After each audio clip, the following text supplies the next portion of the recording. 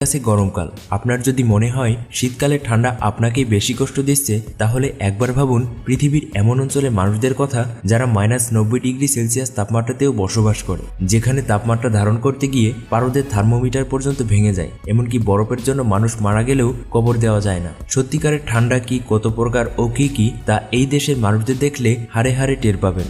তাহলে চলুন এমআরএম ওয়ার্ল্ডের আজকের এপিসোডে এই শীতে তাদের দেশ থেকে একটু বরফ হয়ে আসি।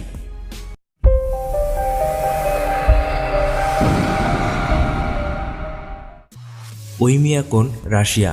সাইবেরিয়ার ওইমিয়াকনকে বলা হয় বিশ্বের সবচেয়ে শীতলতম গ্রাম। শীতকালে গ্রামটি এতটাই ঠান্ডা হয় যে ফুটন্ত গরম পানি যদি উপরে ছুঁড়ে মারা হয় তাহলে তা নিচে নামতে নামতে জমে বরফ হয়ে যায়। আমরা বাসায় যে ডিপ ফ্রিজ ব্যবহার করি তার চেয়েও প্রায় 3 গুণ ঠান্ডা এই স্থান। একটি ডিপ ফ্রিজের তাপমাত্রা থাকে সাধারণত -18°C, আর সেখানে শীতকালে এই স্থানটির তাপমাত্রা থাকে